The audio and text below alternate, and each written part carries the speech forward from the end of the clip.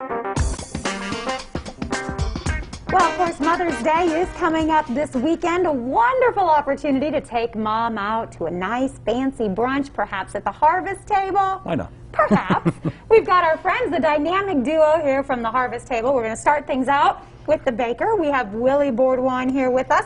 Great to have you back. It's so good to be here. I love hanging out with you guys. I say, you have the best job in the world. You guys just have fun. Yeah, we do get to have a lot of fun. We have people like you that come in and share your talents. And of course, you are so, when it comes to pastries and biscuits, that's just totally within your wheelhouse, That's right? what I like doing, so Yeah.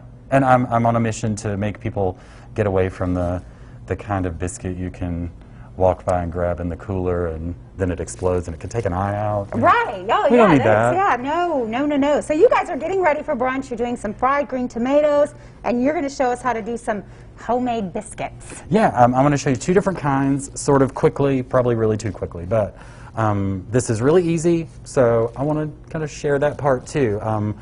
I'm starting. You want me to dive in? Yeah, let's go. I've got 4 cups of all-purpose flour here. If you've got self-rising, then you won't put in what I'm going to, which is 4 teaspoons of powder, baking powder, and just a teaspoon of salt. Already in your self-rising, just give that an informal mix. Oh, not an informal mix. It's going to get more informal because I've got 2/3 of a cup of butter here that I've really chopped up pretty tiny. Okay. Because the point here is I don't want to work on a food processor because cleaning that's no fun. I agree. So I'm going to take my handy mitts here and just squeeze the butter. And here's where you have a choice with your biscuits. If you buy what you get in the can in the store, you're either going to have to choose flaky or fluffy or allegedly buttermilk, whatever. Allegedly. I like that.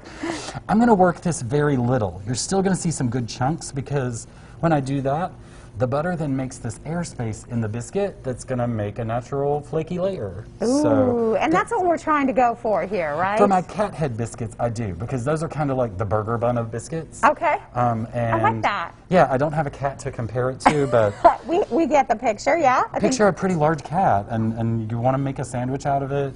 You want those kind of flaky layers, so you can see the kind of big chunks of butter. Okay. That's perfect. Just, if you wanted to go with a fluffy biscuit, just keep doing this process till you get a little bit more like a cornmeal look. Okay.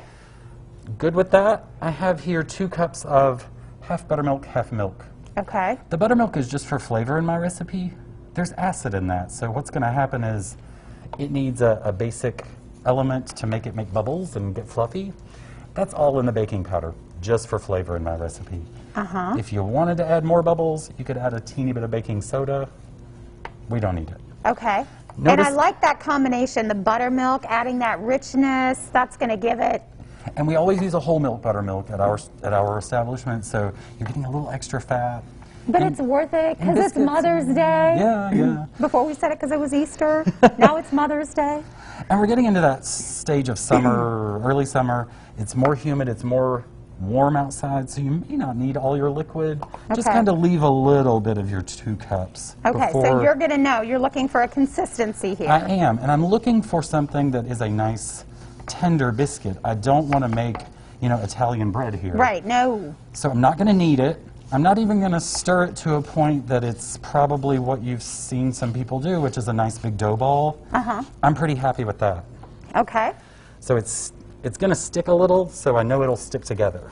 Got it. And Willie, we're putting it out now, and this is where I get a little nervous. Don't get nervous. You do need to squish it together. We want it to stick together, right? We don't just want a bunch of crumbs. Right. But I don't want to knead it. Stretching, pulling, that's what you do with bread when you want gluten to develop, which gives you that lovely tear with bread. And that's great for a bulky sandwich that's going to hold a lot of ingredients or something, but we want this to just melt in your mouth. Yes, we do. So notice I'm not using a rolling pin. Not at all. More stress on the dough. Don't worry about it. Just using your hands. pat it out. These are homemade. They need to look homemade. Okay. I even have a homemade biscuit cutter. Oh my goodness, look at this. So, we can all do that. When you finish a cup of flour, you just make a new biscuit cutter. Love it. So for my cat head biscuit, I'm just going to plop these babies in. You've got a nice thick side. See that butter? Oh, wow. It's going to make a nice kind of rough edge on the biscuit, but also give you some layers where those occur in the middle. So you want those chunks of butter. Yep. Perfect. So just to show you that those are cat head biscuits, I've done that. And then I have here too, what we do in our restaurant also, just for our biscuits and gravy, a drop biscuit. Okay. If I added my whole amount of milk, see how sticky this is and kind of gloopy? Right. We don't want to try and roll that out or anything, so fanciest tool I'm going to use today. The ice cream scooper. Do that, and we don't need to make any sort of pretty effort with that, because if we put them close together, then we get that thing like at our grandma's house where they stick together and you pull them apart. And That's look at the kinda difference here in the consistency, you can tell. And you can see no big bits of butter in this. Nope. In a biscuit like this with little structure, having those big things of butter, it would just sort of blow apart. Right. So we do want to process that down a bit more. Okay. Well, I'm going to let you finish up.